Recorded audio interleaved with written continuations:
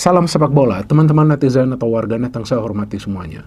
Selamat bergabung kembali ke konten terbaru dari channel YouTube Triple B. Dan di konten terbaru malam hari ini, sudah jelas dan pasti saya ingin memberikan analisa atau review dari pertandingan babak 16 besar ACL 2, leg 2 antara Persib Bandung versus Ratchaburi FC yang berakhir untuk kemenangan Persib Bandung dengan skor 1-0. Tapi yang sangat disayangkan dengan kemenangan malam hari ini, Persib gagal melangkah ke babak perempat final. Karena seperti yang kita ketahui, Persib kalah di leg pertama dengan skor yang telak 3-0. Oleh karena itu, Persib tersingkir dari ACL 2 musim ini secara keseluruhan atau dengan skor agregat 3-1. Dan sebelum saya memberikan analisa saya, pertama-tama saya ingin menjelaskan kepada teman-teman agar kalian paham bahwa tidak semudah yang kalian pikirkan bahwa Persib akan bisa melakukan comeback di leg 2 ini. Seperti yang juga sebelumnya saya jelaskan di konten preview untuk pertandingan malam hari ini. Dan juga sebelumnya, jauh sebelumnya, sebelum juga leg pertama dimainkan, pada saat terjadi drawing ya untuk babak 16 besar ini, sudah saya jelaskan juga di konten yang saya buat, bahwa walaupun Persib Bandung bertemu salah satu wakil dari ASEAN lainnya, tapi bukan berarti Persib akan dengan mudah melangkah ke perempat final. Karena Ratchaburi juga adalah tim yang bagus. Mereka juga punya yang namanya kedalaman skuad. Dan mereka juga punya pelatih yang sangat berpengalaman, yaitu Worawood. Yang juga kita tahu merupakan mantan pemain dari timnas Thailand yang juga berprestasi bersama timnas Thailand. Tapi yang sangat disayangkan di pertandingan malam hari ini, ada beberapa keputusan yang menurut saya kontroversial dari wasit yang merugikan Persib Bandung. Walaupun bukan berarti Persib tersingkir dari ACL 2 karena keputusan kontroversial tersebut, tapi sedikit banyak mempengaruhi hasil akhir dari malam hari ini. Karena seandainya tadi pertandingan terus berlangsung dengan 11 lawan 11, maka bukan tidak mungkin, paling tidak Persib bisa menyamakan kedudukan dari leg pertama. Minimal Persib akan bisa mencetak tambahan 2 gol lagi. Tapi dengan harus bermain dengan 10 pemain, tentu itu mengganggu juga keseimbangan dalam cara menyerang atau juga bertahan para pemain Persib. Karena tampak tidak semua pemain Persib yang bisa terlibat dalam urusan membangun serangan, minimal untuk bisa maju sampai ke lini tengah. Beda ketika Persib masih bermain dengan 11 pemain. Tapi saya pikir ini bukan hal yang baru ya bagi para pemain Persib Bandung, karena sebelumnya juga di fase grup adalah, saya lupa di pertandingan yang mana tuh, kalau nggak salah melawan Lion City Sailors ya, ada juga keputusan dari wasit yang menurut hemat kita kontroversial. Tapi kan seperti yang selalu saya jelaskan di channel ini, bahwa wasit itu punya persepsi mereka masing-masing, dan kita mau berdebat sampai kiamat pun gak akan ada habisnya. Gak akan ada habisnya. Tapi saya sangat kecewa saja itu dengan kinerja dari wasit. Karena kinerja dari wasit tersebutlah yang menurut saya merusak jalannya pertandingan malam hari ini. Tapi setelah dia memberikan kartu merah kepada Baros tuh, babak kedua dia berubah tuh. Nanti saya jelaskan. Pertama-tama saya ingin menjelaskan juga starting lineup dari Persib lah, ya kan? Dari Persib nih, Boyan Hodak hanya melakukan satu perubahan di starting lineup ya. Yaitu dalam hal ini kita melihat dia memainkan Adam Alis dari awal dan bukan Luciano. Dan saya pikir itu bukan keputusan yang salah, itu keputusan yang bijak karena Persib ingin mengejar gol. Jadi yang diturunkan di tengah ini nggak ada gelandang murni yang bisa bertahan. Jadi nggak ada gelandang bertahan murni nih di lini tengah dari Persib Bandung, karena Tom Hey, Reinders dan juga Adam Alis tiga-tiganya bertipe ofensif. Di depan Andrew Jong, William Baros, dan juga kita lihat Berguino bagus juga. Tapi di belakang ini lagi-lagi nih, saya ingin kritisi Dewangga ya. Kalau Dewangga ini untuk Super League oke lah, cocok dia, bagus dia. Tapi untuk Asia gak bisa dia. Sama seperti di leg pertama saya katakan, untuk defend dia oke. Tapi ketika dia sudah maju, dia tuh harus, operan-operan itu harus akurat. Dan memang gara-gara dia juga ada gol pertama. Tapi beberapa kali dia sudah maju, dia gak bisa memberikan umpan-umpan yang akurat ke dalam kotak penalti. Sebetulnya tugas dari fullback salah satunya memberikan final pass yang akurat, itu gak bisa dia lakukan. Dan memang Persib untuk saat ini gak punya pilihan lain untuk dimainkan di kiri. Kalau Kurzawa menurut saya belum layak juga nih bermain dari awal. Dia main di babak kedua juga menurut saya belum belum nyetel juga kok. Kan baru dia gabung dengan Persib Bandung.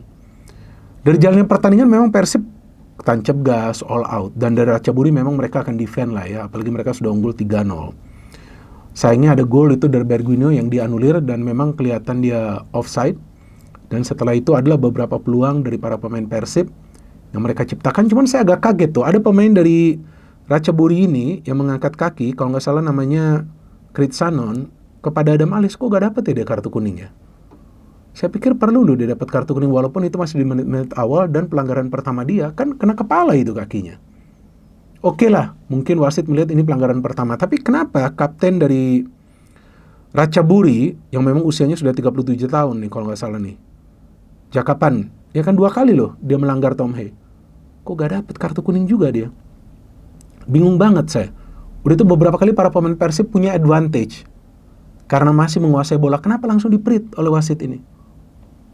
Saya gak bisa menjelaskan lebih detail lagi gitu. Maka itu yang saya katakan nih, kalau kita bahas soal wasit gak ada habisnya.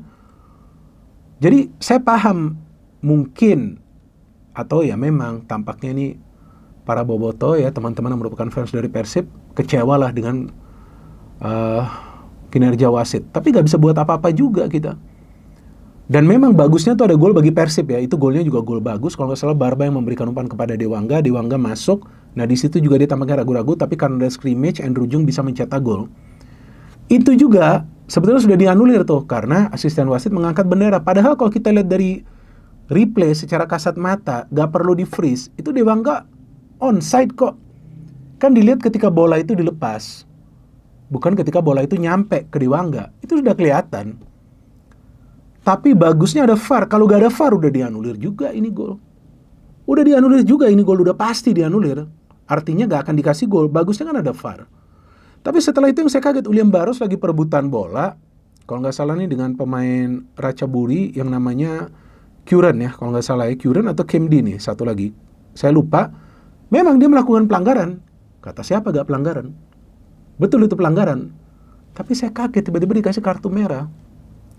Dan memang banyak di antara teman-teman yang merupakan fans dari Persib yang DM ke saya, kenapa gak cek VAR?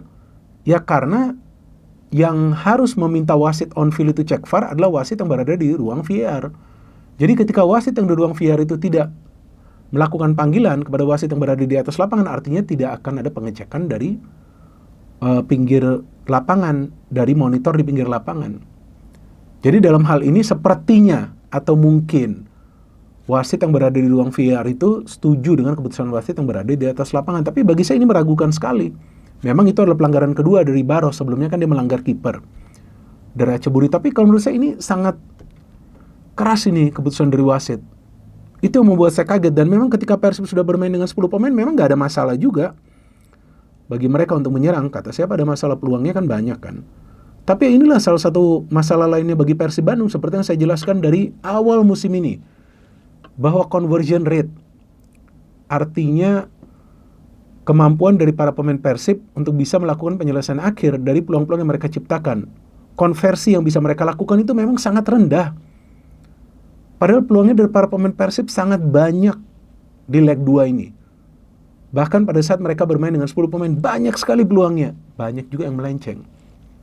Dan memang kiper dari Ratchaburi ini kan bagus ya, Kampol ya. Dia sebelumnya juga pernah bermain bagi timnas Thailand. Kiper yang senior ya, sudah 33 tahun. Dia juga melakukan banyak save yang brilian, apalagi itu dari Leiven Kurzawa. Tapi kan Bojan Hodak tidak diam kan? Tidak diam karena dia melakukan pergantian pemain. Kurzawa masuk. Saya pikir ini gak salah, tapi Kurzawa beberapa kali juga kehilangan bola. Beckham Putra ini pergantian yang sangat baik ya. Karena Beckham ini perlu masuk untuk bisa mengacak-acak pertahanan dari Ratchaburi dan dia banyak sekali di foul. Dimanfaatkan ada Malis yang sebetulnya bermain bagus, tapi Bojan tampaknya ingin pemain yang bisa melakukan penetrasi. Jadi ini gak salah Beckham dimainkan. Tapi beberapa kali juga kita melihat umpan-umpan dari Beckham ini gak akurat ke dalam kotak penalti. Bahkan Andrew Jung sekali sudah mendapatkan bola, itu kesalahan pemain Ratchaburi, tapi gak bisa cepat mengambil keputusan. Jadi ini sebuah PR bagi Bojan Hodak untuk bisa membenahi pengambilan keputusan dari para pemain Persib untuk memberikan umpan kunci terakhir dan juga finishing.